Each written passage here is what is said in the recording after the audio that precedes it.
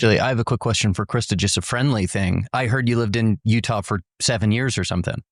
I did, yeah. What part? Park City. Oh, okay, cool. Awesome. I've been in Salt Lake for the last 2 years. So I've recently become a Utah maxi, a proponent. Love it. I don't think people realize how much Salt Lake is immigrant's not the right word. I don't know. It's full of people who weren't born there. Totally. Yeah, 100%. Salt Lake is highly underrated, I think. This is Mount Timpanogah, actually, I think. All right. Yeah. So, yeah, we missed it. We loved it. And now I'm sitting here in 85-degree Texas weather. Dude, no, I'll be there tomorrow. No, sorry, Thursday. I'm going out to Austin. Yeah. Little impromptu trip. If you want to grab a drink, let me know. Also, if you're in Salt Lake, you should go to the City Creek store. We can get you some boots. I just talked to, I met Kevin, the CTO, just a couple weeks ago. And I didn't realize you guys had a store in Salt Lake. So I told him I'd go. So I'll get it on the calendar. Meet him at Shop Talk. We talked about Postscript because he met the Postscript guys at Shop Talk and then they connected us. So a little bit of a roundabout thing. I was talking to Kiara for Kiara's an hour the best. Before this. She's phenomenal. Yeah. So yeah. Oh yeah, they sponsor your podcast. I have listened now to 21 episodes. I didn't make it through all of them. That's impressive. Yeah, that's solid listenership. Appreciate it. You guys never address the fact that all of your names are C names. And did you start at episode 1? No, I didn't. Okay, because it took us we went backwards. No, that's the better way to do it, frankly. But we spent the first 3 or 4 episodes Cody's trying to figure out how to refer to each of the Connors. It was nice. So I should have started with episode 1. Yeah. We worked through the whole naming thing, but after episode 30 or 40, I think people were tired of hearing about it. Okay, sorry. Yes, that's us. Yeah, perfect. All right, Connor, I'll let you take it from here. Let's let it rip. Cool.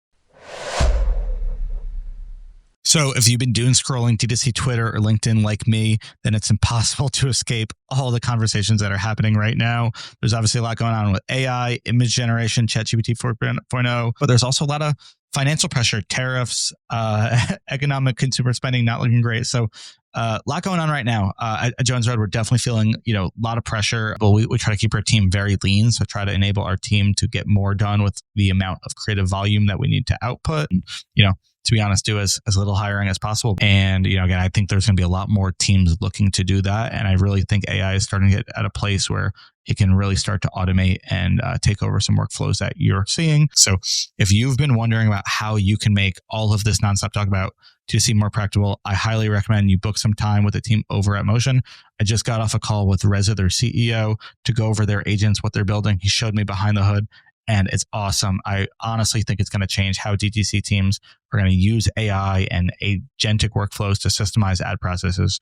If there's a thing that your team is doing and they have it in their head and it's a process that they're doing, it involves data or creative strategy, and they can write down what the steps are, it can be automated with a Motion agent. So you might have seen the release of the expert agents, which are the AI workflows created by some of the world's best creative strategists, people like Barry Hott, Dara Denny, Myrella Crespi, Alex Cooper, on and on. These are the AI agents that analyze your own Facebook ad data right inside Motion, and they can help you understand, like Jess Bachman's, where in the funnel you're probably putting your spend and have an opportunity, what iterations you can make.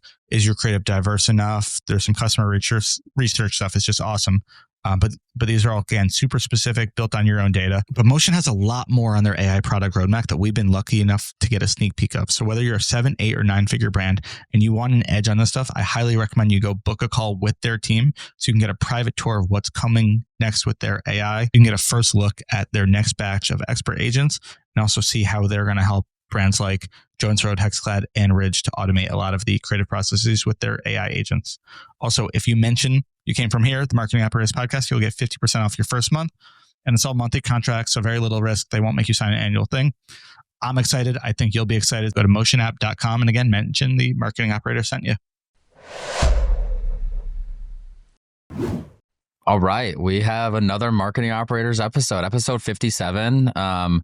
Based on the pre-call banter, I think that Connor McDonald and maybe myself might end up being cowboy boot wearers by the end of this call, which, I throw them on every now and again. It's not I wouldn't hate that. But Krista, welcome to the show. We're excited to have you here. Thank you so much. I'm excited to be here. Yeah, we got Cody's gone today. Cody's not feeling well, but I think I'm confident he'll hold down the fort. So got a jam-packed episode. I'm really excited to dig into like kind of what strategies and tactics that you're really focused on and you have the team marching towards right now. I think it's going to be really fun to dig into that.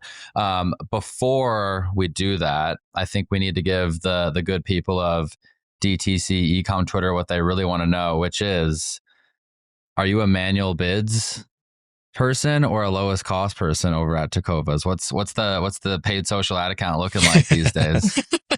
I actually knew this was your icebreaker, so I asked my team.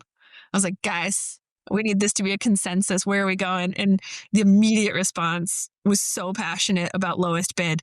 They just never found something more efficient. The testing parameters and what we're able to do with the breadth of creative that we have is unparalleled, and strong opinions. So I'm voting with my team. All right, perfect. Well, that's Lowest a wrap on cost. episode 57. Thank you so much, All Krista. right, we'll call it there. We'll call it there.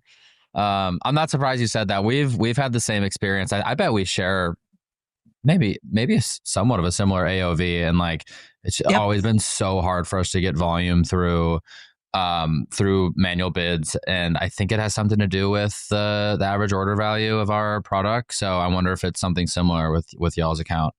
I would bet, because I over prepare for these things. So as you can tell, I like looked up Hexclad and I was like, tell me, like, what is this? And I might have a set on the way to my house. And I think $399 looked like it was about your price point. So excited to talk to someone who's kind of in that range. Yeah, definitely. Yeah, our hero product's the 12-piece set, but 6-piece set's number 2, and then as you can imagine, we got a bunch of people coming in and buying the one-off, so it blends somewhere in between those two. But sweet. Well, a high wedding season spike. Now I'm like picking your brand, like, hi podcast, I'm taking over. Actually not as much as you would think. I mean, we're super gifting at the end of the year. Q1 is also very big for us, and then May, but I think that's more so related just like our offer period and how we kind of merchandise our big moments during the year. We don't necessarily see like that, like, I don't know, when would you say wedding season is, like summer and early fall? Yeah. I mean, nothing really that I could pinpoint around that. We are making pushes though on the wedding registry affiliate game. Like that's a big priority for our team, and I think that's actually one of our less tapped into levers. So I think there's a lot of opportunity there. Is wedding season important for Tecovas? It's so interesting. Yes, but the ads that explicitly play to it are a total fail. Totally. So. Oh, really? Yeah. So if we're like, oh, bride, this is for you, or groom, this is for you, those don't work. But day in and day out, people say, oh, I bought this for all my groomsmen. I bought this for my wedding. This is what I'm wearing to the wedding. But the ads that cater to that, less so, I think, because the need state is so narrow that it's not like, oh, here's an ad. I do have that wedding. Like you're actively thinking about what you're going to wear to it. And so it's a need we fulfill, but not one that marketing really plays up because it just doesn't work that well. Just takes care of itself. Yeah, we have the exact same experience. The wallets are like super popular with groomsmen. We do like bulk engraving, stuff like that. It comes in all the time. But like scaling the acquisition of that customer is like we've had zero success with. Isn't that actually the fun part for us is we really enjoy our in-store experiences. So like you can rent out the store for your bachelorette party or groom's party, and we'll we do branding, so you can brand it with the day of the wedding or your groomsman's initials. Cool. It can do a CR like your hat, but like with a cattle brand on the boot, and the groomsman will give those away to all of his groomsmen. So, or the groom will. But it's been really fun to watch people find a way to personalize it. That's awesome. So people are really renting out a whole store for their bridal or groom's party? Oh yeah. Well, we have free drinks. Right. Yeah. So I just learned this. Yeah, I want to be at the Tecovas store for all You but don't. not at City you Creek. live in Utah. Yeah, not Salt Lake City, Utah. All Wrong right, place. fair enough. Sorry. I'll have to hit the Austin one this weekend. It's a SoCo. It's so fun.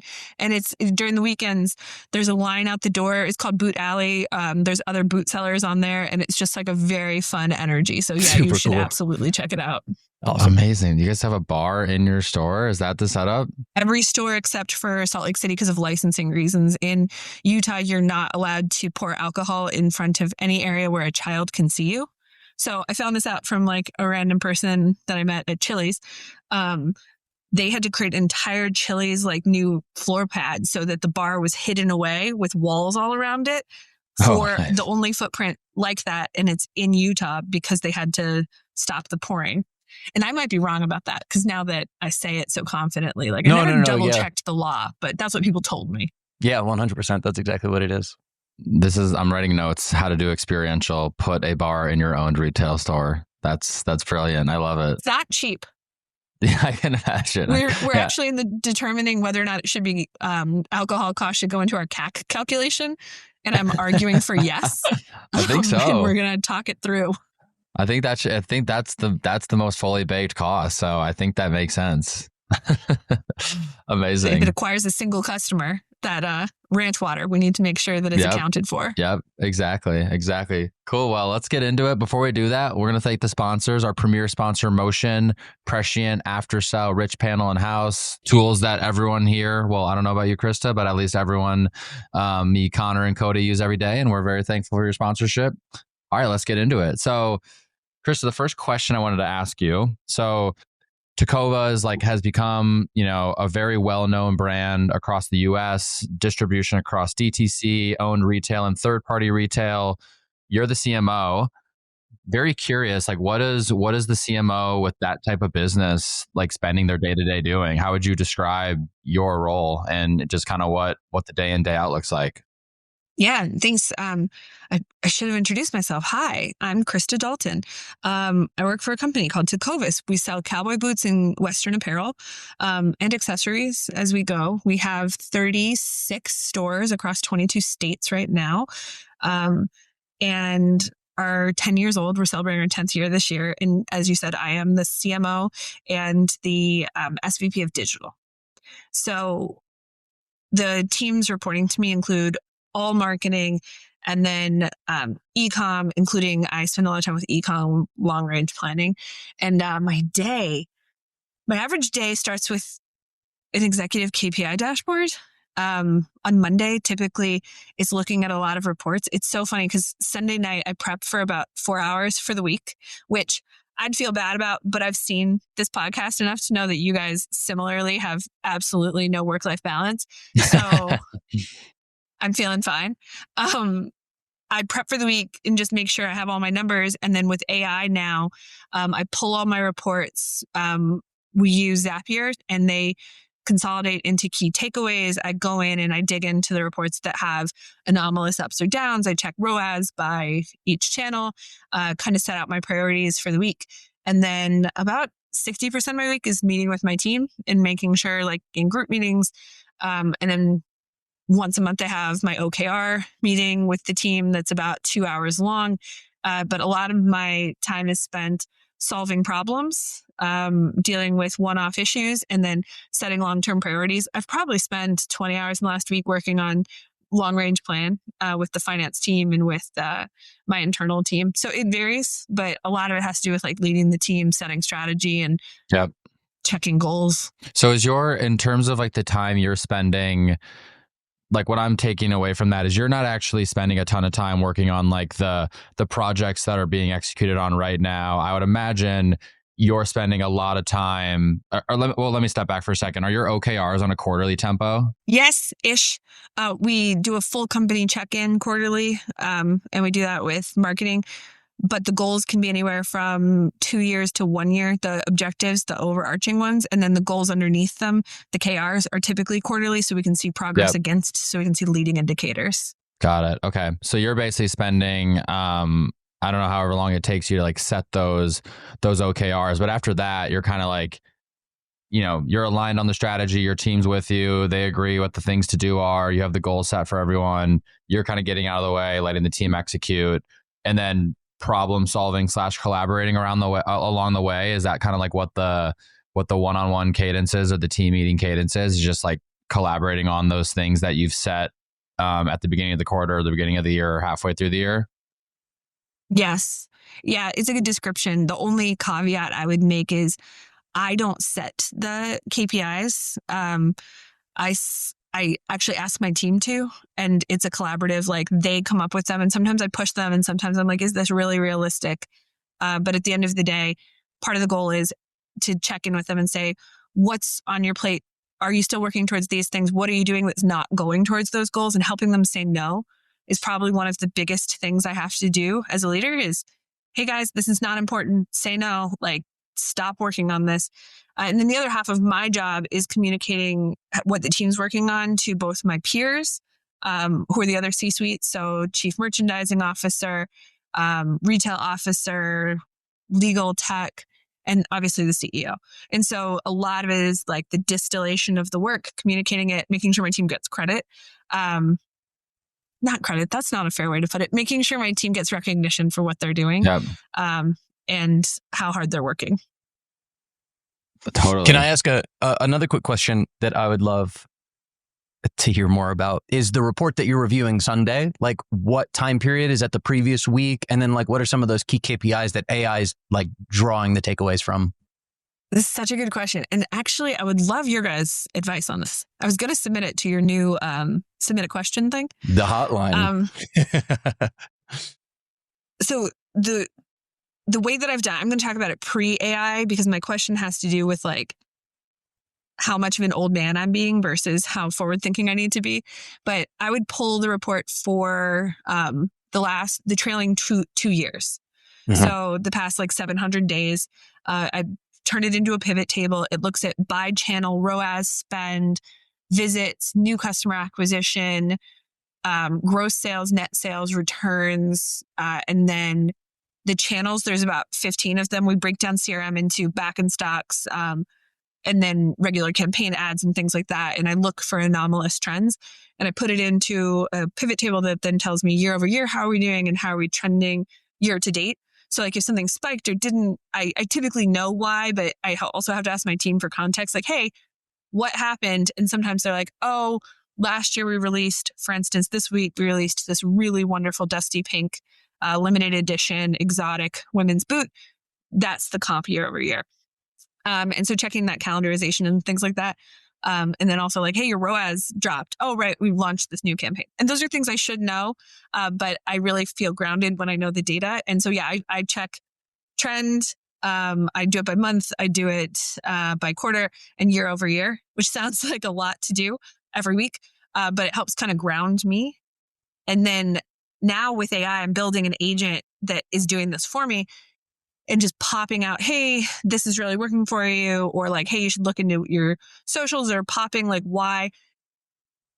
And I loved it the first week I did it where I'm like, oh my gosh, look, it agreed with me, because that's what I'm looking for is validation.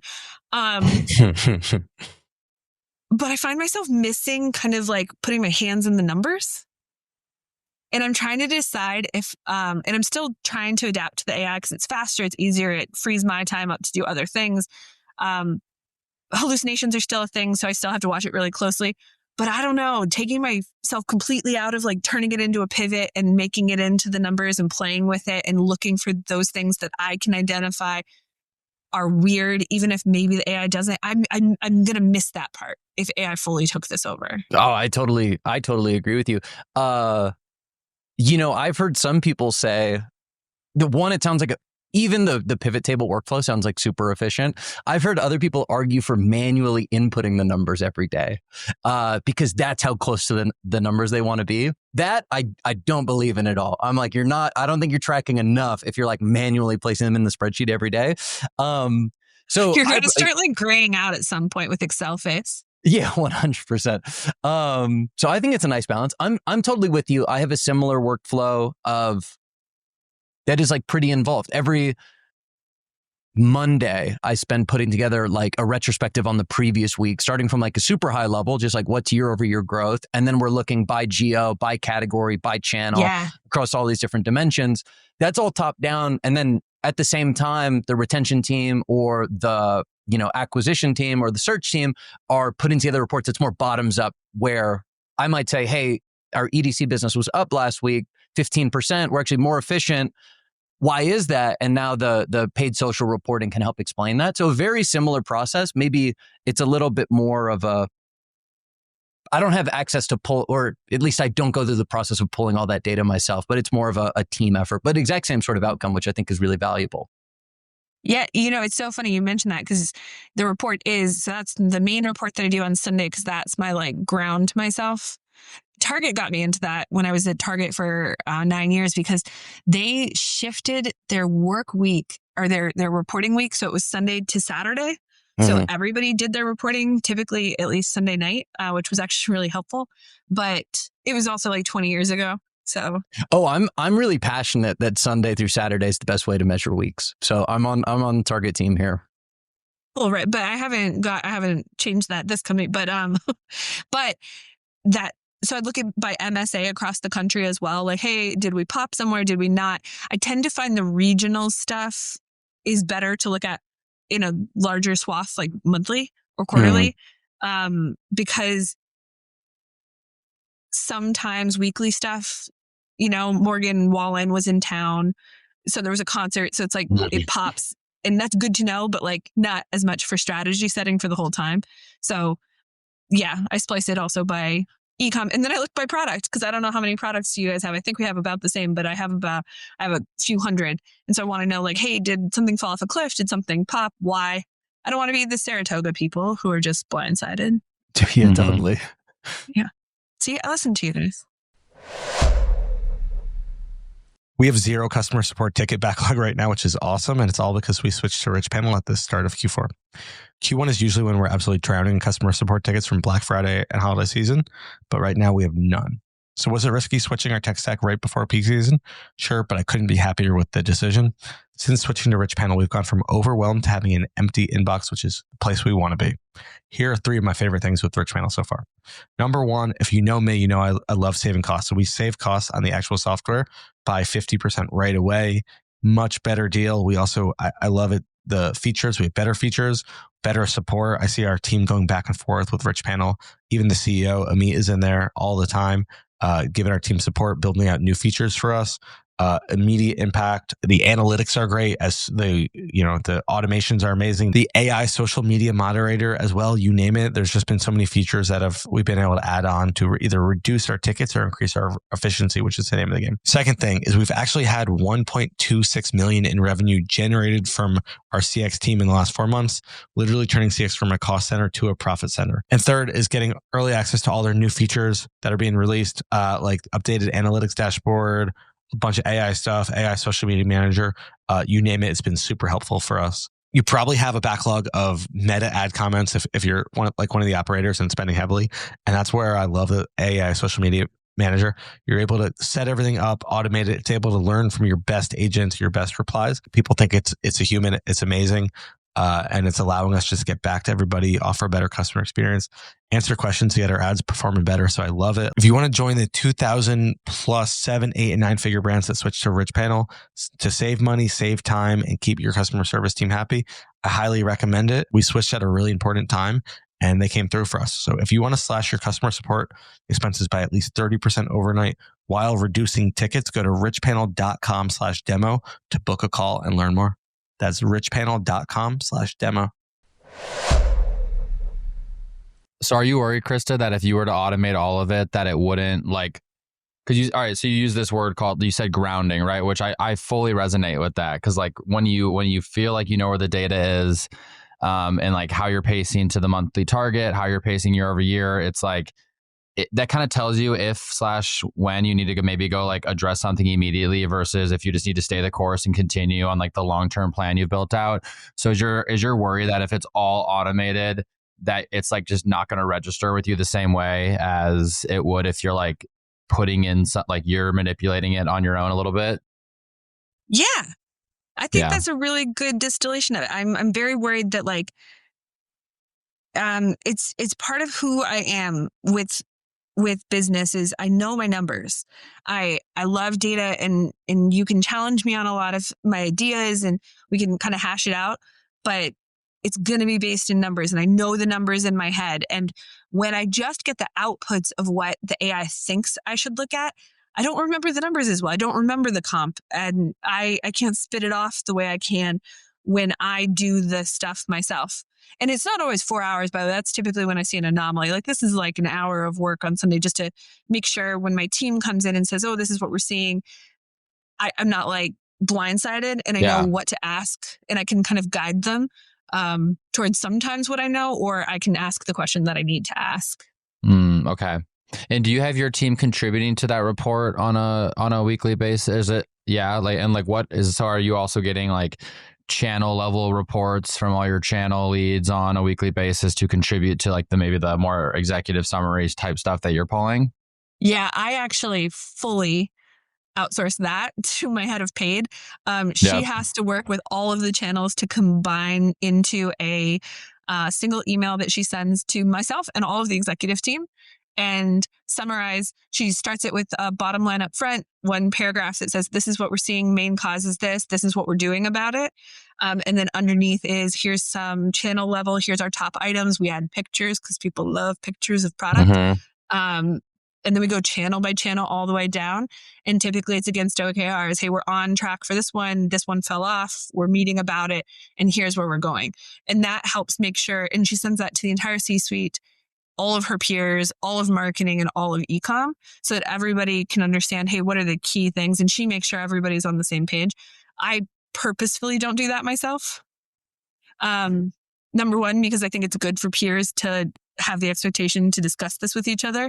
And I want to see where they prioritize. And if I have questions or if I see something, then it's probably a coaching opportunity of a gap between what they care about, what I care about.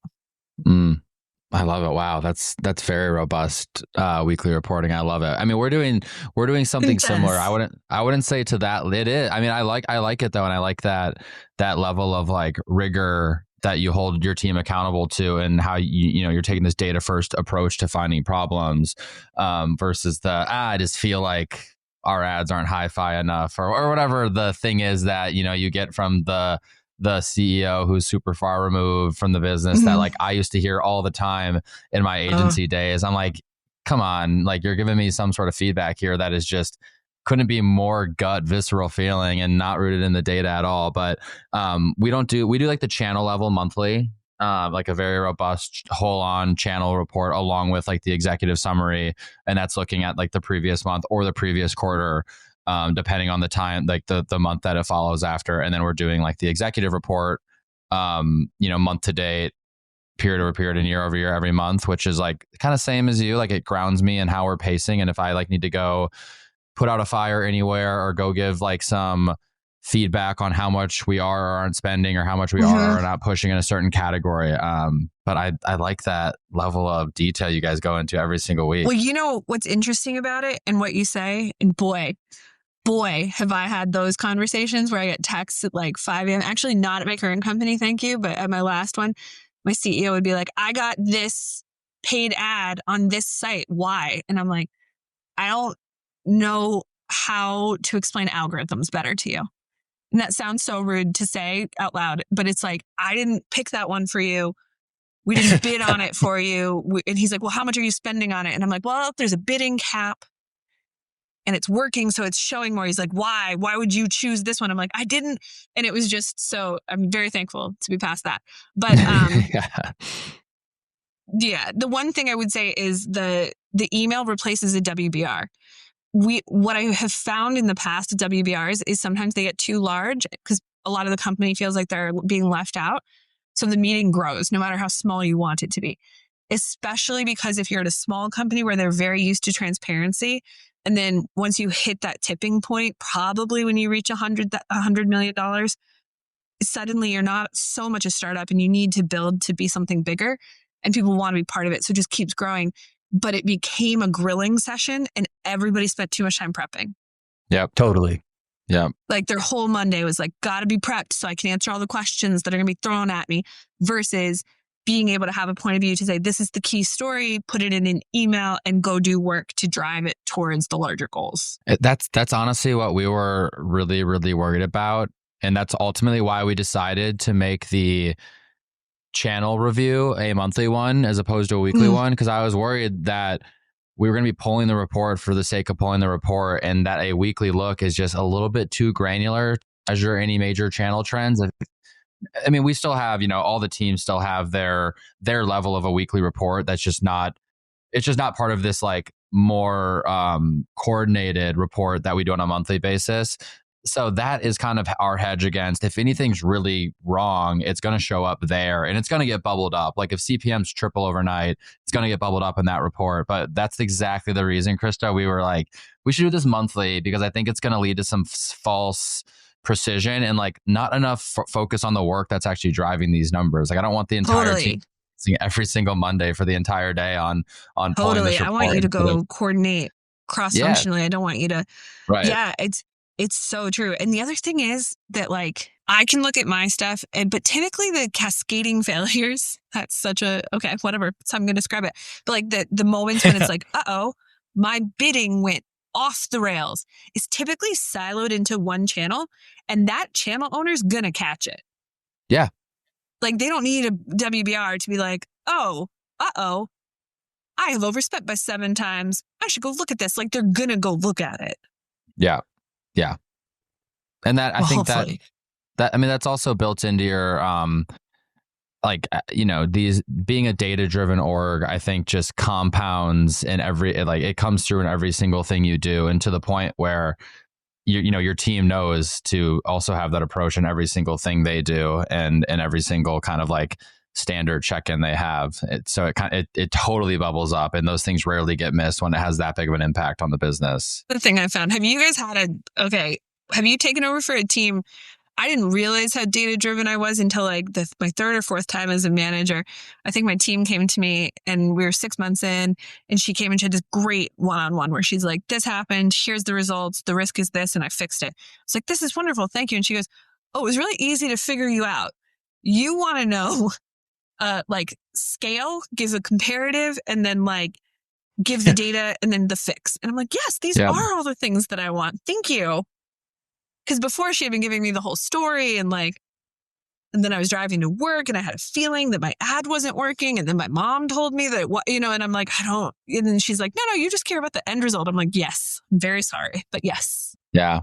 I've definitely had that in, every once in a while, like talk to founders and like, hey, do you mind like giving me some advice? And, you start to ask some poking questions, and you just, not ever, certain founders are like, so very brand people, or they're very much product people, and there's nothing wrong with that. But, often a brand and a product person is not someone that like really knows their business from a super robust financial perspective. So those things have kind of come through a little bit, not necessarily from like a team that I like came into and was like, all right, now I'm internal here and we have to like shift this culture, as much as it's just been like, oh, okay, you don't track, like, you don't know what your 12-month LTV is. And exactly, that's okay. Maybe you just need to find someone that will track that and knows how to manipulate it. Well, and though you need, and sorry, Connor, I think you were trying to, but I have to add this.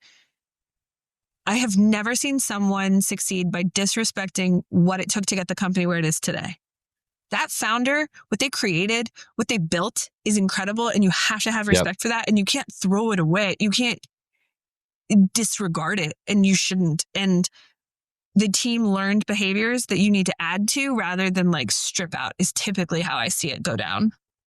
Totally. And I mean, Connor, you probably have this experience from your background, but I remember when I was at the agency that I was at, and I was towards the end of it, like I knew my path was to go in-house somewhere.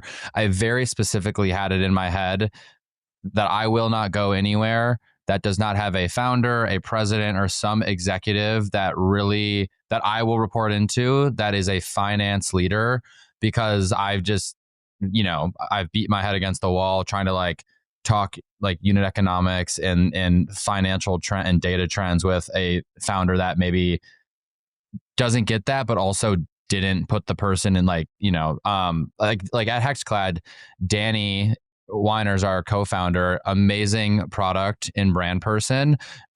He's not, he doesn't have a finance background. I think he's the first person to tell you that, but he put someone in place, Jason, who that's his bread and butter. And like, it's either got to be the person or put the person in place. And I think it's hard for someone in our role at a very like a data-driven e-com brand to like operate successfully in a company that doesn't have that person. Mm-hmm. Yeah, I would totally agree. What I've said about our founder, Daniel, is that one of the reasons it's been so easy to work with him for 8 years now is he changes his opinion with new information, which I think is like surprisingly unique in founders.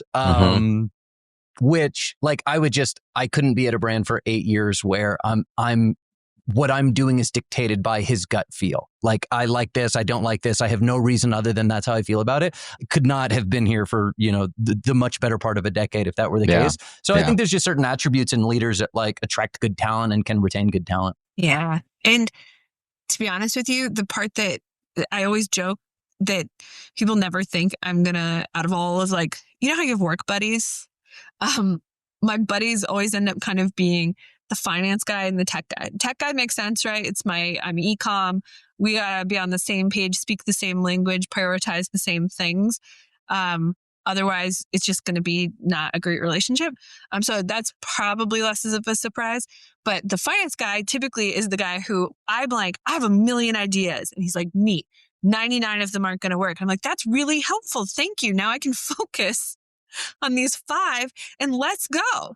And so the practical balance of like the idea person with somebody who's willing to say, hey, that doesn't make sense is a pretty good work mix. Absolutely. That's the secret sauce. So takeaway is if you're a marketing leader at a brand, you need to be buddies with the finance lead. Hey, they're the one giving you your budget. You need to be buddies with the engineering lead. Hey, they're the one that can help make all your wacky digital product ideas come to life. That is wisdom. Well, it's so true. And then like with the budget stuff, because I keep track of the budget, that's a huge part of my life as well. Like, hey, where can't I? And picking up the phone and calling the CFO and saying, hey, I really think that we can do this if I can spend this. And it's speaking his language. It's saying, I understand profitability, I understand fixed cost, I understand the bottom line. And then coupling that with, I have, to be honest with you, who I think is one of the greatest creative minds maybe in retail as my VP of creative. And his mind is building beautiful things. And beautiful, unique, on trend, cut through the noise images that bring the West to life, like in a way that he can articulate wonderfully. And empowering him means that he should never have to look at his own budget. He's like, this is going to cost about this. And I'm like, great, I'll go find you the budget. And that can be my burden to bear. And it's not a burden. It's like, I love that for my job. He doesn't. So getting the team in place too, that supplements my skill set, it makes everything easier as well. And it's the awareness to keep that VP of I forget the role, creative maybe, in his zone of genius or their zone of genius, right? Like, you don't want that person being bogged down with something that, makes them sweat and shiver and whatever. Like, you want them to go make amazing things. I love that. Most brands are optimizing their transaction journey, but stopping short of the thank you page. And I think that's a huge mistake. Listen, you work hard to drive results with upsells, but if you're not monetizing your post-purchase flow, then you're leaving easy profit on the table. Aftersell is changing that. We've been using their Rock Thanks, which is formerly Network offers at Jones Road for a while now, and it's been a no-brainer for us. Here's how it works. On your post-purchase page, you can show premium, non-competing offers from mega brands like Disney Plus, HelloFresh, and a lot more just on your order confirmation page after somebody makes a purchase. So it's guaranteed to not affect your conversion rate at all, just adds incremental profit. Their AI-driven personalization picks from the best offer based on the data for hundreds of reputable advertisers, and you can earn 20 to 40 cents in profit every time a customer clicks yes, please. Again, this is just post-purchase after people have already purchased, but do the math, 20 to 40 cents per order. That adds up over time and can get you something really good. The numbers speak for themselves. Aftersell customers generate 20 to 30K in pure profit per 100,000 orders. I can verify that that's true, and that's what we're seeing on the low end for us. There's a 16% average engagement rate, which is 7 times better than traditional ads. And again, it's a net new revenue stream without disrupting anything pre-purchase.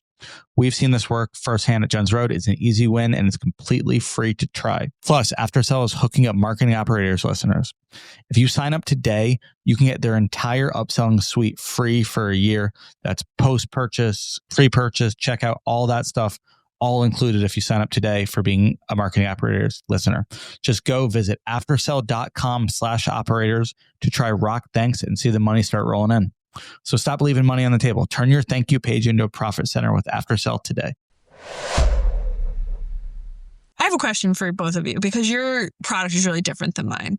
So when I was at Target, I did plus size women's clothing and maternity wear and books and all of apparel. So basically I stuck in apparel for a long time. At Overstock, we were mainly a furniture brand. How much of your brand is like, see yourself in the kitchen with these goods, see yourself in this wallet, living a life you want to?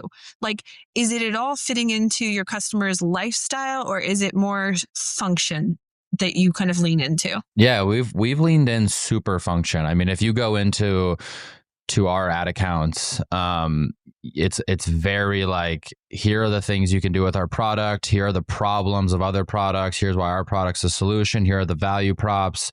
That's something we're actually trying to do more of, though, is like create that lifestyle content. And we have some organic social strategies that I think are going to bring that to life. And it'll be interesting to see like how we can bring that into a paid environment. But right now it's very much like function, outcome, problem, solution, 3 pans in one. It's the best parts of these 3 pans without the bad parts of those 3 pans, and like, CTA, whatever. So very, very much function right now. I would say the same thing. It depends a little bit on maturity for us. So like our wallet business, the first couple $100 million in revenue was like very much problem and solution. The first 5.5 years I was here, we like barely launched new colors. We could sell black and gunmetal wallets like all day. It was just like a matter of articulating the problem and solution, doing great performance marketing and scaling that way.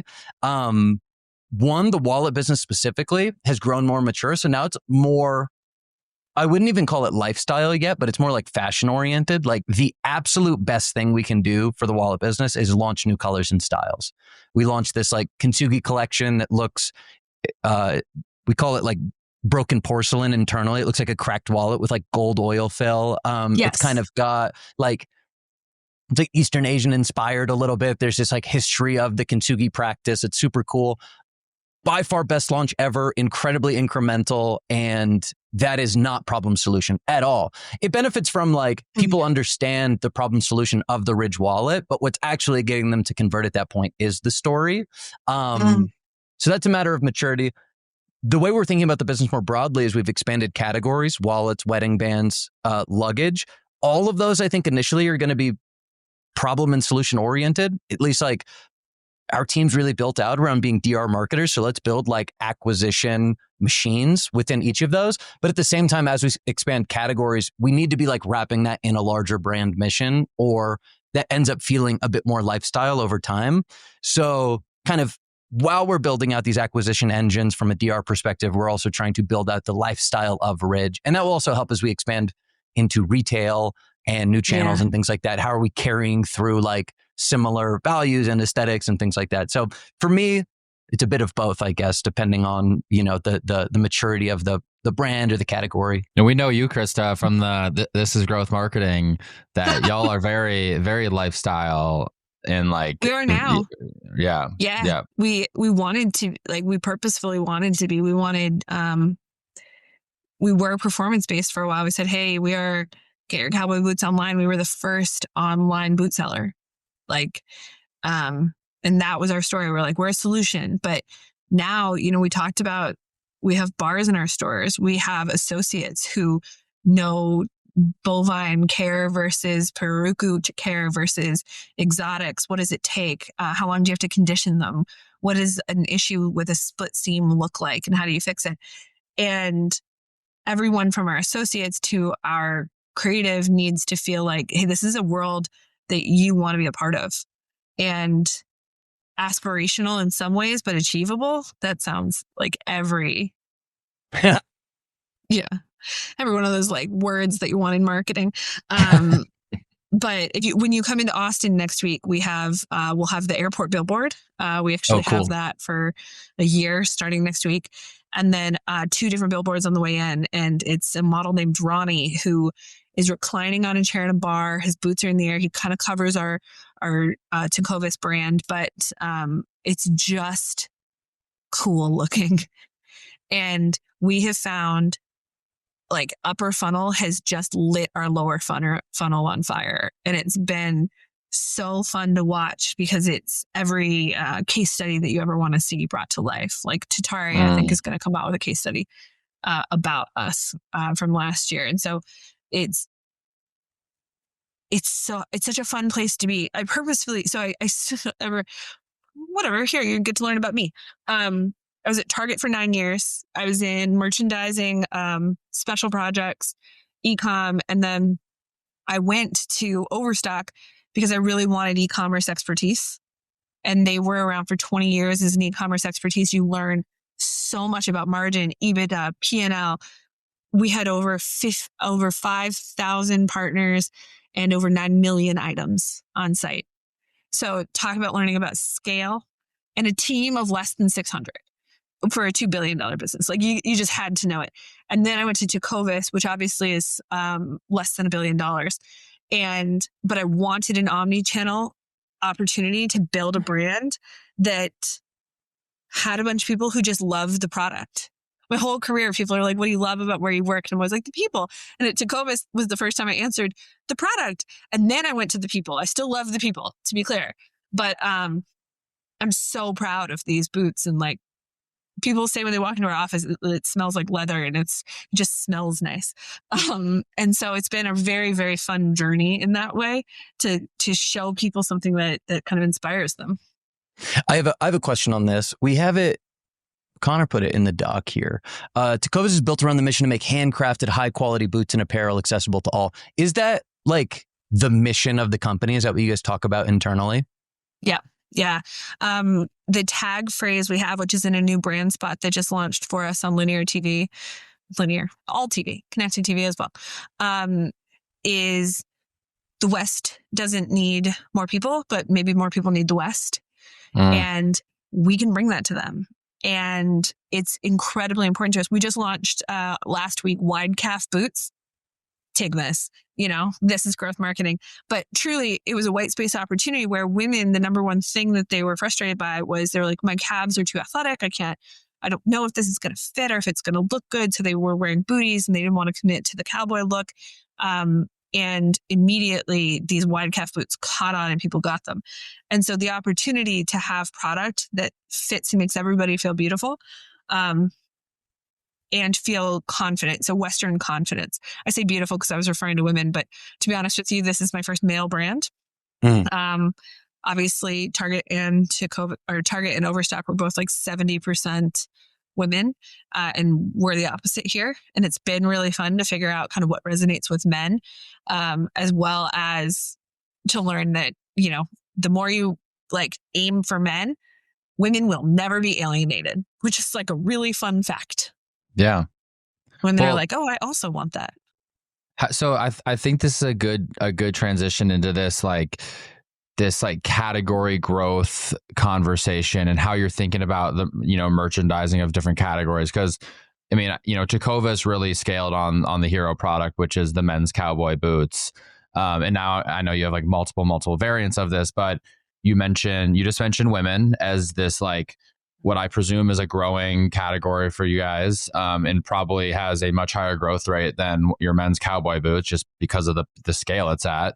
And then you mentioned apparel early in the call. So how are you thinking about, and selfishly, I'm curious because I also think about this in terms of knives and hex mills and aprons, and we're trying to wrap our heads around as we really start to put acquisition money and retention efforts in increasing amount behind these. Like, how do we think about these categories and the growth potential of each, and how we dedicate resources to each, and how we measure each, and all these different things that you need to cut up your business into smaller business units. And I've learned a lot from Connor about this across EDC and rings and all the cat and luggage. So I want to just like take it however you want, but like, how are you thinking about the category like growth opportunity, and how do you like divvy up the resource and just like wrap your head around that, and what's your approach? Yeah, I was actually, that was one of the things that when Connor said that, I was like, tell me about how you went to luggage. Luggage is the one leap that I was like, because for us, it starts with customer. So the first thing we had to do, first, we were talking about founders, and our founder, so passionate about cowboy boots, can like literally spot a millimeter difference in a heel at a distance. And our CEO is a shoe guru, like it just knows everything about the process, the molds, the industry. So that's a great basis. And everybody at our company knows protect the hero item. So the Cartwright is our round toe cowboy boot, number one, day in and day out. You'll see it all over our ads. And we can't disrespect the hero, like the primary thing that we're known for. We never want people to feel like, oh, well, now they no longer care about men's, they care about women. So if you're going to tier out a merchandising strategy, you just have to make sure what is the primary of who you are and who you're known for. We had every right to enter women's. It made sense to us. Customers understood it. Natural extension. Work, I talked about this with Taylor, but work is a really natural fit too. Like this is something our customers told us they were interested in, something that made a ton of sense. We had expertise in it and we could do it. Apparel, a little bit harder nut to crack, because at first we wanted jeans because you want jeans that make your boots look good, was how we felt. We had the natural reason to go there. And then it turns out you can just do any jeans. And so our head of merchandising and her team were like, no, we're going to make the best high quality jeans that men love. So I'll tell you, my husband can't walk out of a Tecovas store without a pair of these jeans. Typically he buys like 3 or 4 at a time. He's like, nope, they're my size, gotta go. Like doesn't try. He's like, nope, these are them. And I'm like, all right. But now we have outfitting and we have the different rights. And so because we now have established ourselves as the cowboy boot, now that we're working more and more on Western lifestyle, we're saying, okay, the categories that our customer buys, why should we sell them? And so we have an exotic women's purse that's doing, new to us. It's doing really well for us, but just a bland purse that just looks like any other purse. Why would we sell that? Yeah. Because I don't want to get dollars just for dollars. I want it to make sense to our assortment and who we are. And the example I use on this, sorry, I'm going to just say it, but Costco, Kirkland.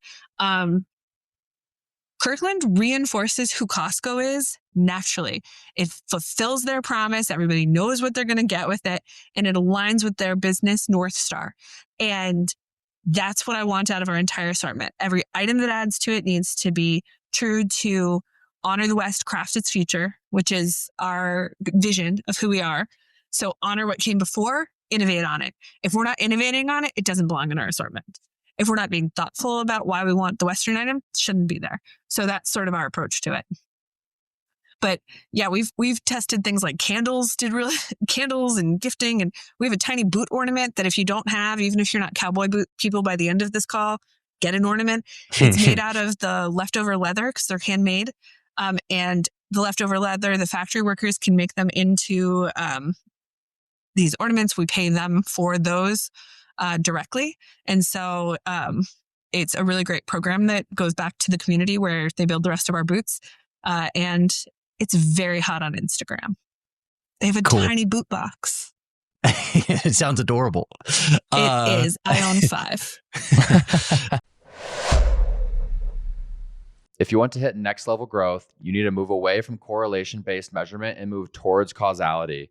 There is no better way to test your channels, your levels of diminishing return, certain tactics within a channel than using a geo-based incrementality testing tool. And that's exactly what Haus is. That is exactly why all 3 of us use Haus. Haus is a self-serve experimentation platform that allows you to configure regional test and control experiments to measure incrementality and identify points of diminishing returns. Haus is really it's the most controlled, the most scientifically sound way to do any sort of marketing testing and experimentation. These things are very, very hard to set up on your own. It's rigorous. If you have one little variable messed up, all of a sudden your data is not trustworthy. That's why Haus is such a valuable partner. All you need to do is go into your ad accounts and add exclusion or exclusion lists, run the data or run the test. And not only do they set up the test for you, but they also help you interpret all the results. So they're handling experimentation design and experiment analysis, and also even going as far as helping you make sense of what to do based on that data. And we at HexClad have gotten some insane insights this year from all of our Haus holdout tests. So our core strategy this year has been doing channel level holdouts to really see which channels are driving the best and most efficient cost per incremental order. So we've tested YouTube, Meta, Google PMax, TikTok. We're now testing AppLovin.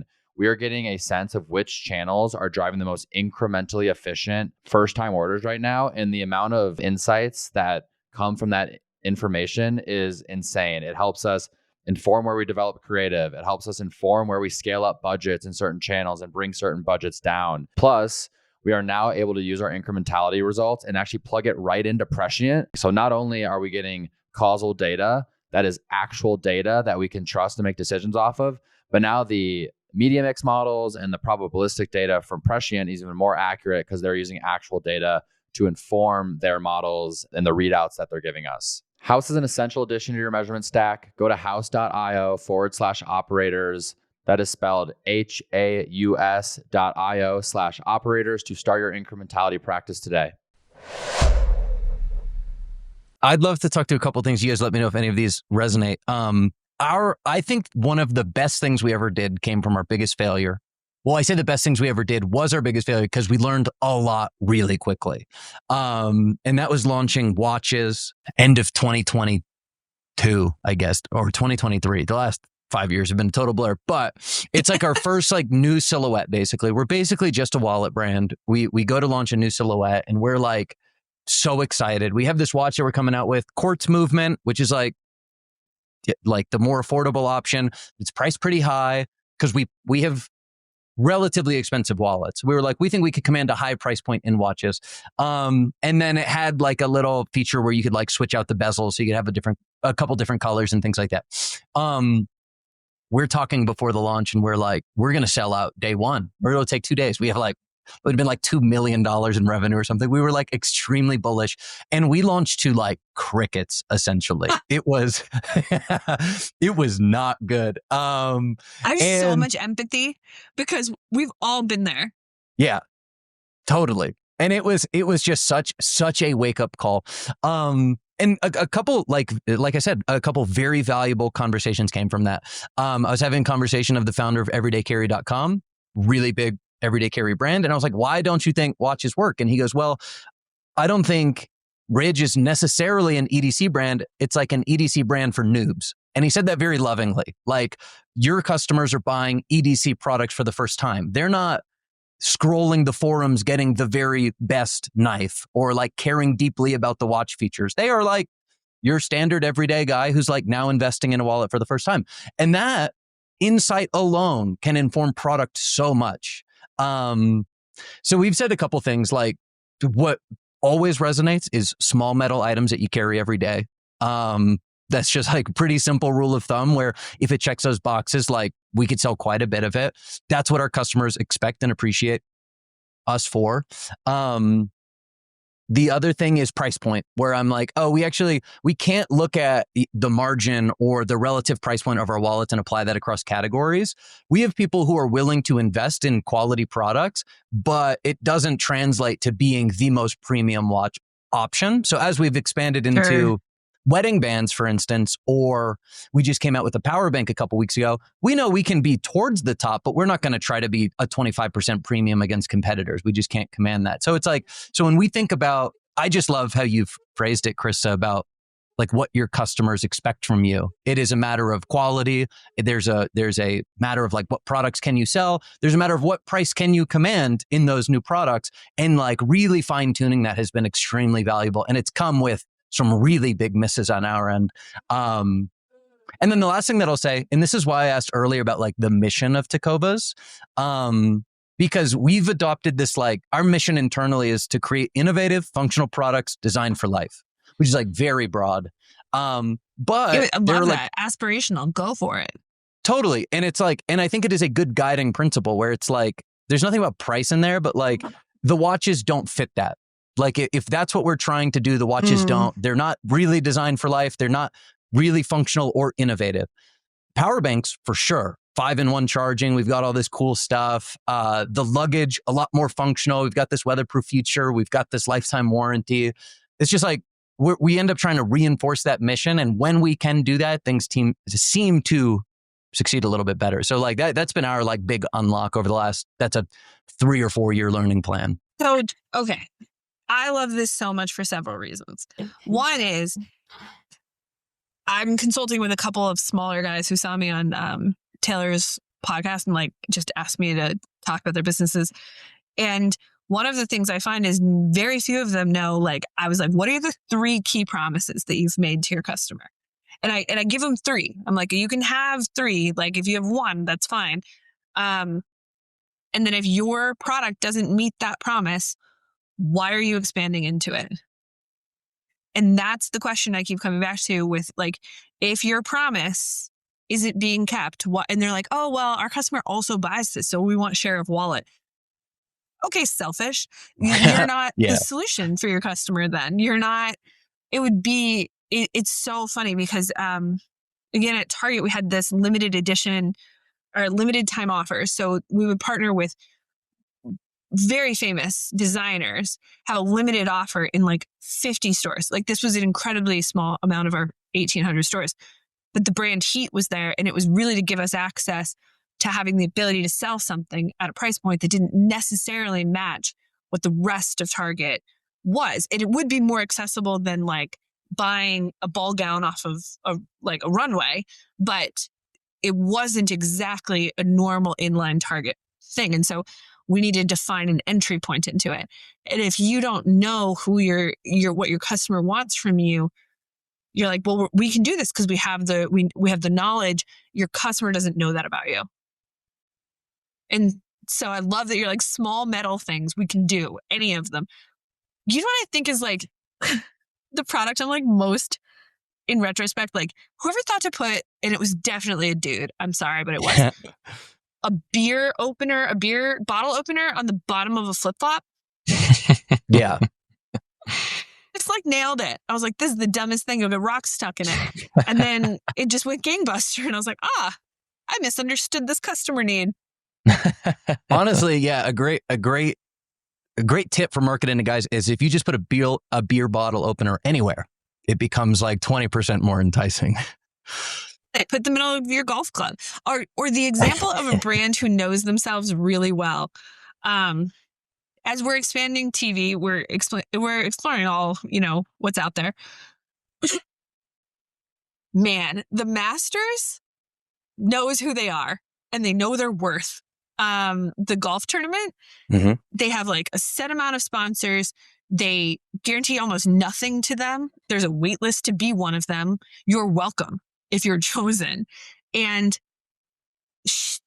they deserve it. They earn it. And they do it by they don't have cell phones in their course, but it's every detail from the top to the bottom. It's like their marketing is reinforced by the pristine nature of the soil composition that they go into for the greens and the placement and the fact that they have people who've been greenskeepers for their entire life. And the food they serve is just every bit of detail. It's the same. The food they serve has been the same price for like 50 years or something, right? Have you seen the Costco documentary about that guy saying the hardest thing he's ever done is keep the hot dog $1.50? Of course. Yeah. Yeah. It goes viral like a couple times a year. Yeah. As it should. 100%. What are they serving at the Masters? This is news to me. I want to say pimento sandwiches. I don't know what that means exactly, but it sounds on brand. It sounds on brand. The Fire Festival guy was an incredible marketer. Absolutely. Like my takeaway after watching both those documentaries, I was like, man, if this guy had actually had a good product, he would have crushed it. He just didn't have the product. He's out now. He's doing things, right? I mean, isn't he back at it? He's trying to do Fire Festival 2, indefinitely delayed, I think. Right. Yeah, yeah. Yeah. But you can be a good marketer, but if you're not working in a company where you're proud of the product and you know what the product is and you know who you are, it's not going to succeed. You have to be in line with your merchandising team. Did you have any I'm so curious about the rollout of your women's line, because presumably before you ever sold anything to women, and this is actually, something we think about a lot, because like we're a blacked out theme, we're very masculine feeling, and we actually have a stronger split men women as buyers than you would think based on our like front end brand, although I'm sure a lot of it is just like the woman of the household is the person who buys the things, and I do wonder if it's like, maybe it is a female doing the transaction, but it maybe is like the guy in the household maybe like driving the transaction, just because we present so masculine. But knowing that you guys have crossed that chasm, and like I think you have like probably a pretty solid women's line, like what was the approach, or like what gave you the confidence to be like, we can sell to women and we don't have to just be a men's brand? Like I'm so curious what that approach was and like when and how that happened. It was years and years ago. And it started with the customers. The customers were coming in and the women were saying, do you have anything for me? And our answer being no, and that's online and in stores, right? So like they're saying to us, hey, I want this item. What do you have? And then stepping into it with a classic boot type. And I'll tell you, it's the Annie. Like the Annie is it's the calf height. It's just the classic boot when you think of a cowboy boot for women. And making it really well, and not saying, hey, we're going to cut any corners. Why should we, when we're entering a brand new space? We wanted it to be just as special, just as detailed, and just as comfortable.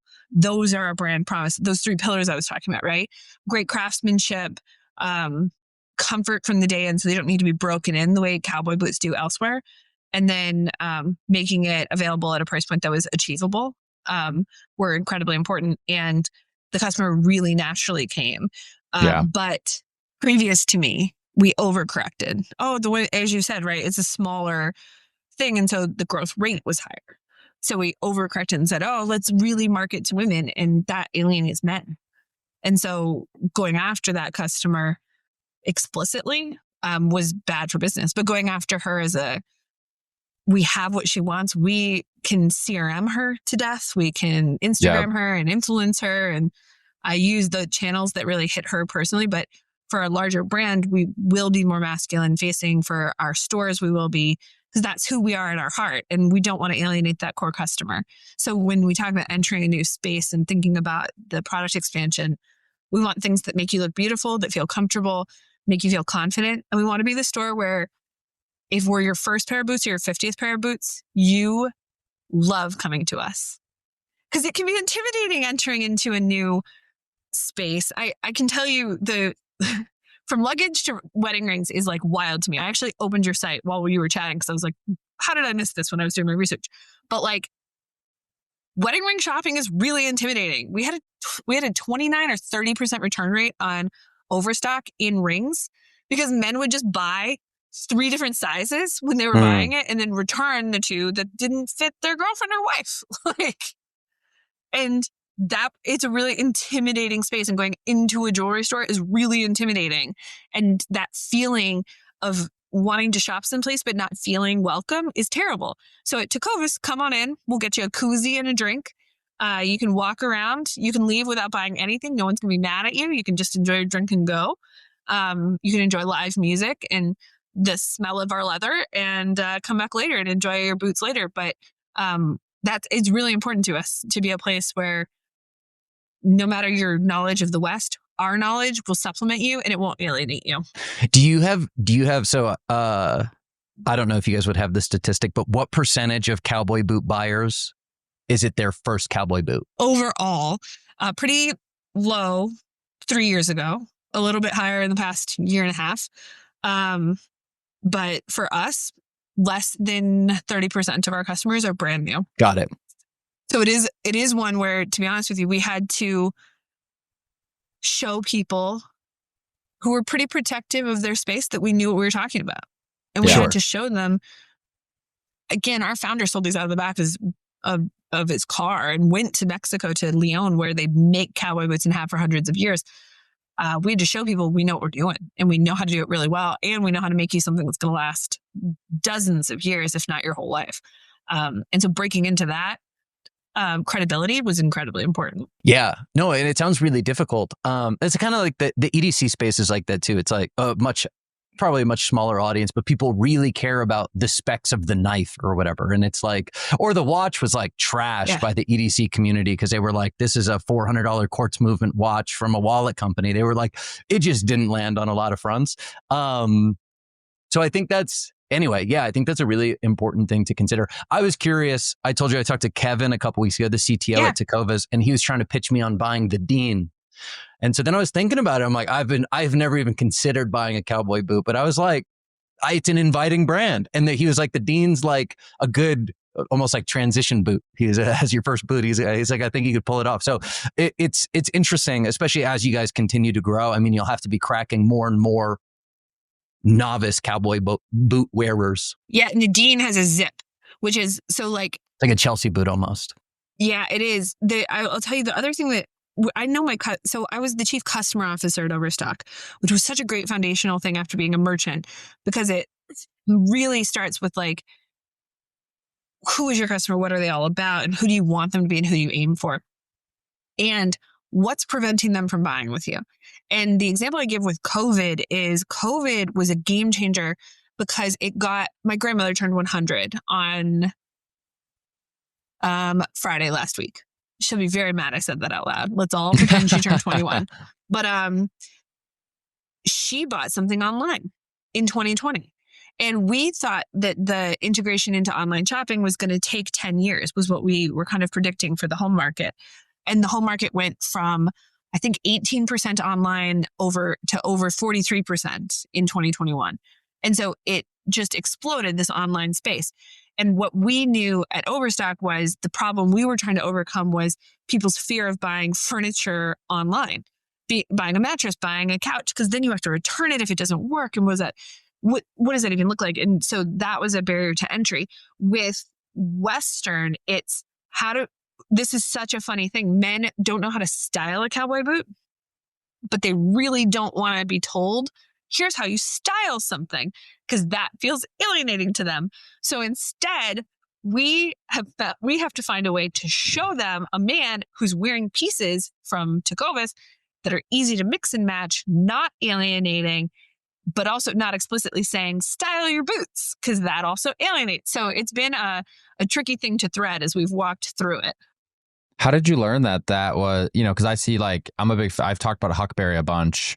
I think they do so much well, but that is something they do, right? Like they have here's the fall style guide. I think their customer does want that. Like, how did you learn that your customer actually thought that was like, oh, you don't need to tell me how to dress? Like, because that's kind of what the reaction I'm getting in my head. Like, how'd you learn that? Was that just were you getting CS tickets of I hate that you're doing this? We weren't, although now with AI, I have every intention of scrubbing every conversation and transcribing it and then getting it all. I'm so excited about what AI is going to unlock for us. But anyway, it was A/B testing on paid channels and A/B test. So I believe each channel has a different role to play. And so what I hate is when people make a general rule off of a single A/B test. There's also the connected experience. So what we found is when we said, hey, look at your style for rodeo, less clicks, less conversion, less interest. When we changed it to get rodeo ready, I can't remember the exact wording, doubled the clicks and click through. And so it's actually the word styles that we found women were attracted to and men weren't. And so what we needed to do was make it rodeo ready or something that implied there was an outfit without explicitly saying we will style you. Yeah. Wow. It's guys want preparedness. Yeah.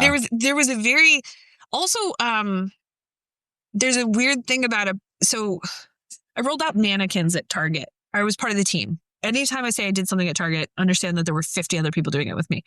And mannequins were so costly and expensive for stores, but they increased sales, I want to say 53% on the items that were on them, because people would see themselves in it. So they were a huge win and it was completely inspiring. We loved it. So we're like, oh, great. Then let's translate this to Target.com and say you can buy this whole outfit with one click. That failed. Every time I go to a new store or a new e-com in apparel, everybody's like, well, what if we sold the whole outfit as a bundle? Never do they want that. Never has that ever worked in my experience. People love mixing and matching and making it their own and feeling like they created it themselves, even if they're buying the same stuff as 12 other people. And so it's been an interesting journey to figure out channel by channel, because online, the style guide works when you're actually on site, but off site, it didn't work. And then in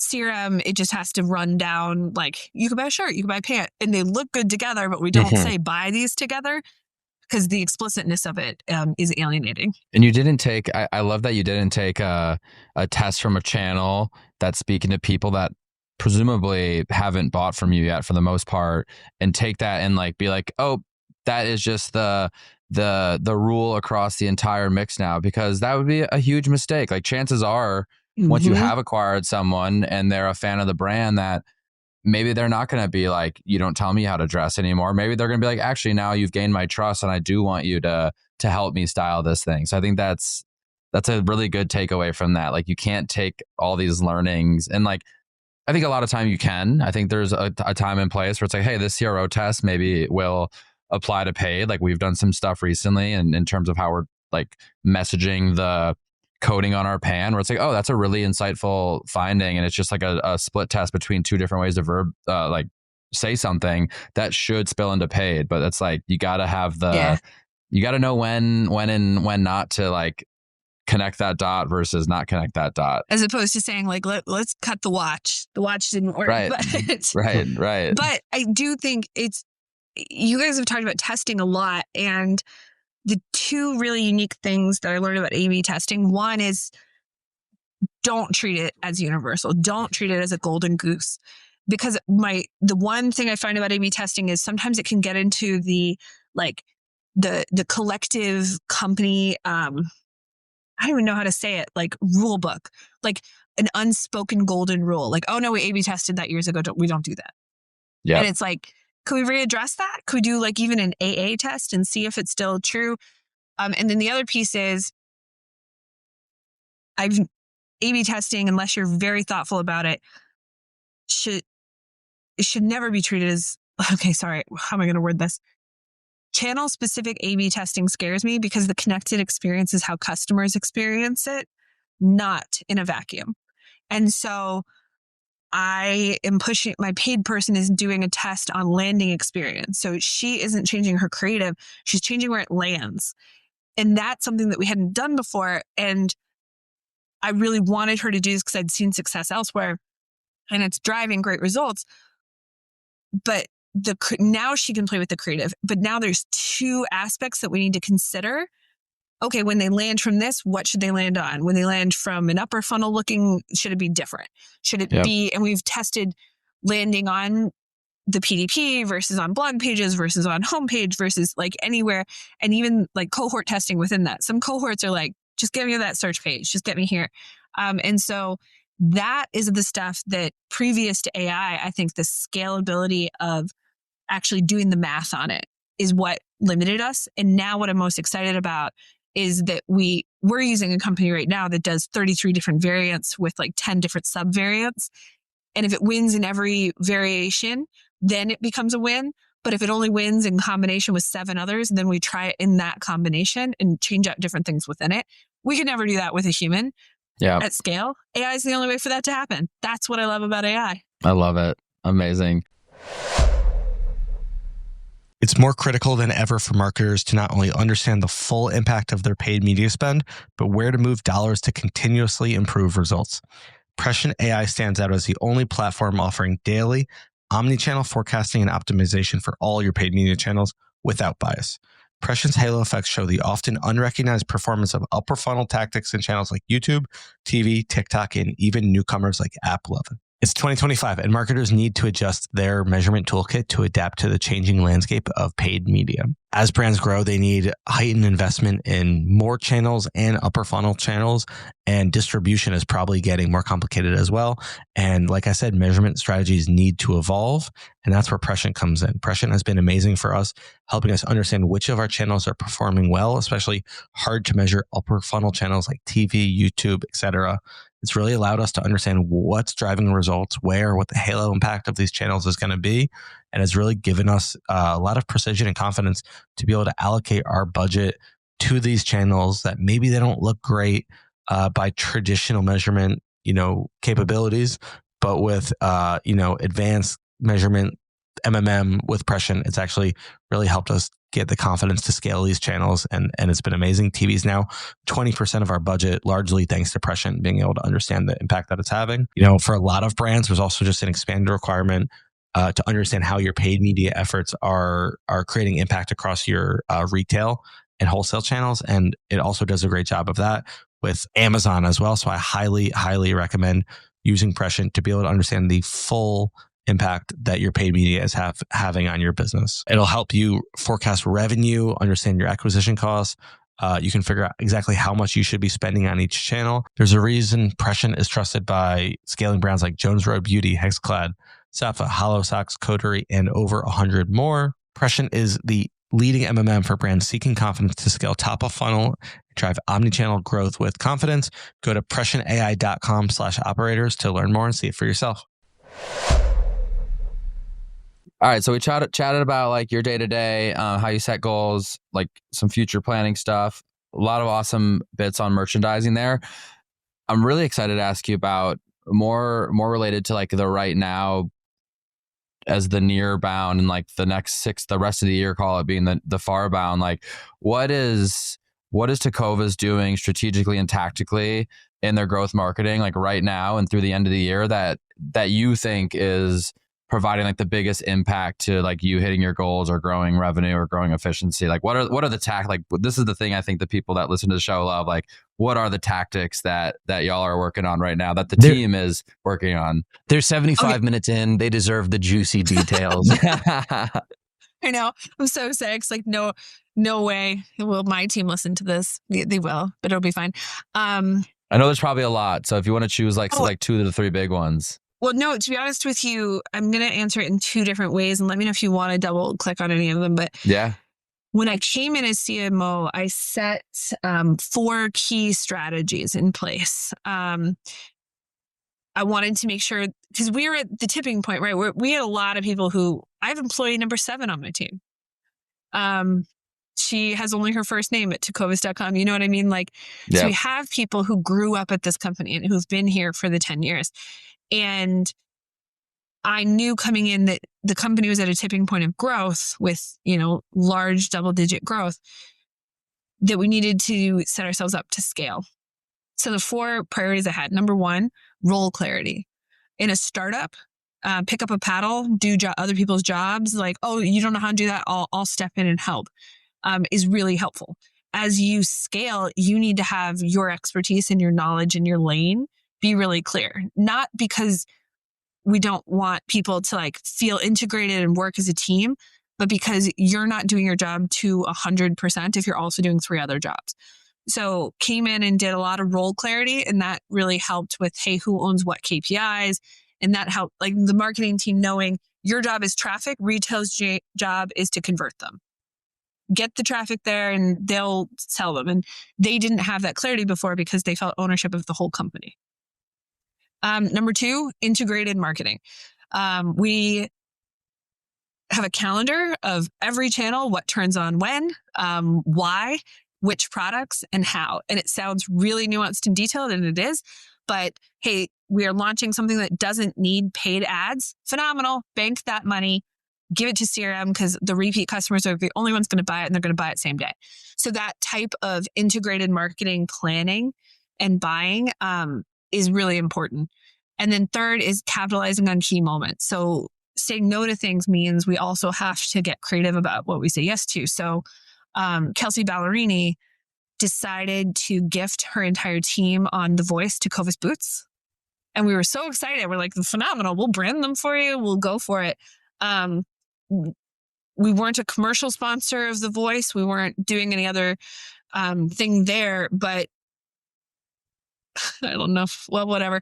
But like her team, we want to offer, if they win, come into the store and we'll throw a party for you, and so that type of connected moments. And then the last one for me is BOPUS. and I say BOPIS as an example, buy online, pick up in store, omni-channel. You got to meet the customer where they are. So if they're a Work World customer, if they're at Haus Western Wear in Michigan, which is a one-store family-owned, amazing wholesaler that we work with, we want to have them to have the same experience there as they do in any one of our stores or online. But that means we need to be pretty strict about brand guidelines, who we are, and everybody at the company needs to know who we are. So role clarity, connected experience with marketing planning, ensuring that moments matter across everyone, and making sure that wherever we show up, we meet the customer where they are. And that infiltrates everything you guys do at Tecovas and like spills down. Yeah. And so those are my really high level CMO goals. Tactically, what I'm most excited about, we're launching some really cool new products that I can't share with you, that we have really great go-to-markets on. We are doing another 12 days of giving that is great. We're doing there's so many things I can't talk about, so I'm thinking of the things that I can. We're rolling out a couple of A/B tests. We work with a company called Evolve AI. They're just our A/B test platform, and they're phenomenal. They're driving a lot of results, a lot of AOV growth, and opening new stores. We're opening New York in early September, and pretty excited about breaking into that market, which again, traditionally not a Western space. So we got to show them some Western courtesy. Awesome. Well, I think a few things you mentioned there are something that we've been talking a lot about, which is like, you got to create these like large campaigns are really what make, and you've actually mentioned this a few times. Like you talked about it when you were talking about the on-site split testing. Like, consumers aren't experiencing your brand in a vacuum. They're experiencing the web and the email and the ads and all these different things, all at a variety of different points in time. And at least in HexCloud in the last year, some of our biggest moments and best performance has come from these like super integrated campaigns, like, you know, the sweepstakes, our Super Bowl campaign, and like this whole like campaign thinking, I think, is like really where we're trending with everything we do. And if we can't create like a full on campaign around it, it's often not worth doing. And that's not to say we shouldn't do like some preliminary testing that then leads into the campaign. We absolutely will and do that. But like you talked about, like the 12 days of giving, you talked about some new product launches. Like, I think I assume we're going to see like huge campaigns across all your channels to like really maximize that moment. And you also talked about like integrated marketing, right? Which is also kind of like that ethos is basically saying like, let's build real robust campaigns around these things. So that's something it's cool to hear that. That's actually, we're trying to think through like, what's the more evergreen campaignification of, like, I think our competitor Caraway does a really nice job of this. Actually, they just rolled out this microplastics campaign, evergreen moment. There's nothing like seasonal about that message, but they had the landing page dialed, they had the ad creative dialed, the email was dialed, the homepage takeover was dialed. And it's just like, it builds this emphasis around this evergreen value prop that their customer clearly cares about. And like, that's something I think we are trending to and want to do more of. So it's cool to hear like some of the biggest levers you have are these like robust connected campaigns that are going to like all drive towards this center goal, but from a different, every channel is contributing its respective piece. Yeah. I think, trying to do all this while doing all our creative internally and not driving that team. Yeah. And so one of the things I'm also trying to instill in my team, that if I could give one piece of advice to every person out there, it's play with AI, play with what's out there. Because I was in retail in 2013 when, frankly, people didn't see Amazon coming. And it was 2013. And so as a consumer, we all saw it coming, but they weren't ready. And they said, oh, this is a seismic shift like you haven't seen since 53 when they launched the first shopping mall in Minnesota. And they were like, nothing like this will happen again in your lifetime. And then AI stood up, and with all of my vendors, I'm saying, listen, I need you to sit down and tell me what your AI plan is, because I don't know in a year if you're still going to be the perfect fit for me, because what are you doing? How are you innovating? How are you making sure that we're a part of taking advantage of what this is? And that's all back-end infrastructure. Like our customers shouldn't ever care how much AI we have. AI is never going to design a boot for you. It's never going to design my ad campaign. It's never going to choose my copywriting. I say that all really confidently, but I just can't see a path for it to, because of who we are. But I do think the back end efficiencies that my team can see, so that they can spend time creating A/B testing, thinking about that customer journey, making sure it's as seamless as possible.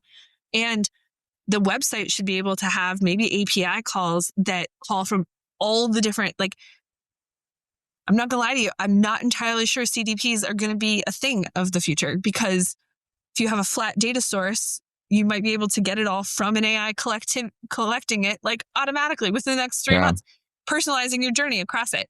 That's all stuff that is about to be unlocked for us. And I'm so excited about what it means for this industry.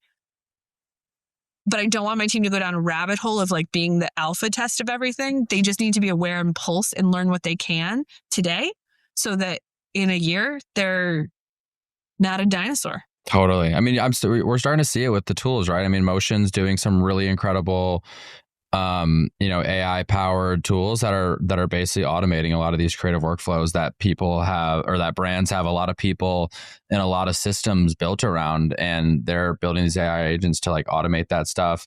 I'm really excited about what Klaviyo is building. They're building some, like AI powered, personalized lifecycle marketing, based on like consumer behavior and market basket analyses. And I think for brands really all of our brands, honestly, where we have, our hero products, and then we're trying to, drive as much LTV as possible. And it's impossible for us without some of those data-driven, AI-driven tools to really know, like, at any point in time, should I show them product A, B, or C? So we're actually testing some of that with Klaviyo right now. I'm very excited to see how that'll scale out to the entire business. I'm so excited about what they're doing. And I also think ML was a huge part of what we did at Overstock. But the thing I learned about ML is bad data in, bad data out. Yep. But also where the human exists. So at checkout, we built an ML to say, hey, Connor, you bought this. Have you thought about this thing?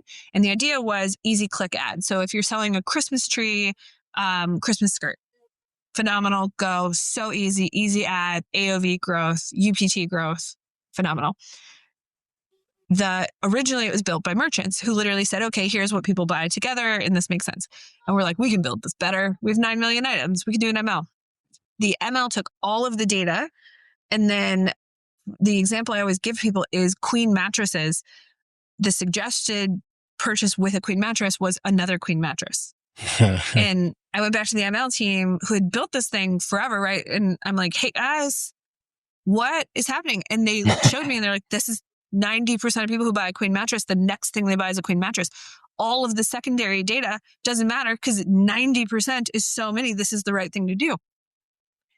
And I had to talk to them about what it's doing is creating customer confusion because you're giving them a second price point that's different than the item they've already chosen, another brand in some cases, and they're just cycling and not converting because we've now confused them. Suggest a sheet set. And they're like, but that's not what they buy. Again, I hear you.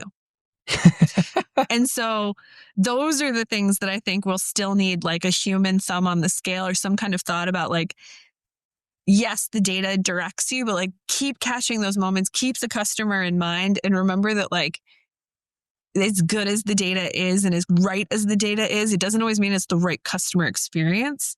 And you need to have a user experience expert have an eye on things. I think that's great advice. And it also feels incredibly accurate for the AI tools we have available today, which are far from perfect.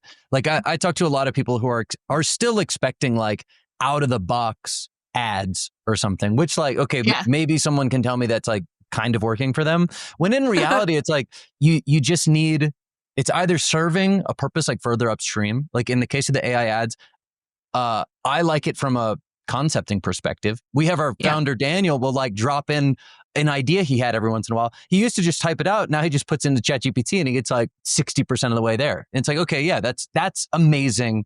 And we should appreciate that for what it is right now. But then even if you're trying to get further downstream and actually get it in front of a consumer, you just need those human stage gates to refine and curate. And like that, that's incredibly high leverage, but it's not as if it's fully automated. And that should be totally fine. God, that's so true about the out of the box thing and what people think that they can get. For me, it's, I'll tell you as a leader, the reviews, this year was my easiest review session. I put together every one-on-one we'd had, which included feedback at the bottom. And then I wrote stream of conscious and I was like, here's what I want them to work on. Here's this, make this more professional sounding. And it did. And like, that was such a good use case because then I could like get everything dumped in that I wanted to. I didn't forget anything. But then I got to like rewrite parts of it. And then I was like, make goals out of these. And the goals were terrible. I was like, oh, that's the part where I need to step in because they don't know my business and I do. But the refining of the language where I didn't have to care about using the right word at the right time or how harsh I was and be like, smooth me out and make me sound less awful. Those are the things that I think AI is really, really gifted at right now. Well, so one of my favorite, I do this constantly now, is I, just like you, whatever it is, like a marketing brief or a creative brief, stream of conscious bullet points, like do not care about spelling or any of that. I record a loom and then I talk through those bullet points. And then I take the transcript of the loom and the bullet points, give that to ChatGPT and I'm like, turn this into a brief. And I found it extremely valuable. And it like comes together really nicely. You get the like structured thinking because you plotted it out. But then you also get the like more robust information because you've talked through it for 3 minutes or whatever. Oh my God. Yeah. And the prompt of this isn't good enough. You have access to the whole internet. Do it better. ChatGPT is like, you're right. I should. And then it like goes and I'm like, yeah, go do that. And I feel takes very feedback so well. cruel. But the one that we're using it for that's really interesting that I'm most excited about. I got the idea from Crocs actually.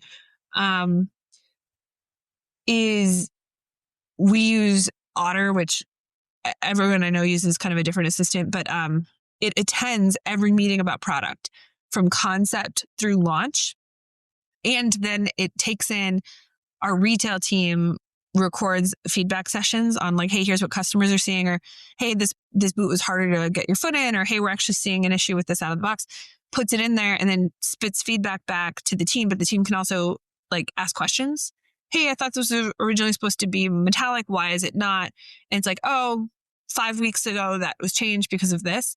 That's been really like an internal tool of knowledge that's been really, really helpful for us. Interesting. I was going to say that's a powerful episode 57. Whoa. Dude, so much fun, Krista. Thank you so much for coming on. Yeah, that was awesome. I really appreciate you guys having me. Thank you so much for the invite. Of course. That was You'll awesome. have to come back. Seriously. Would love to. All right, that's a wrap on episode 57 of the Marketing Operators Podcast. That was a powerful, jam-packed, value-added episode with Krista Dalton of Tecovas. As always, thank you to our sponsors, Motion, Prescient, Aftersell, Richpanel, and Haus. And also, as always, if you're enjoying the show, make sure to share it with a marketer friend, like, subscribe, add a question to the Operators Hotline if you want us to answer one on the show. We appreciate you all.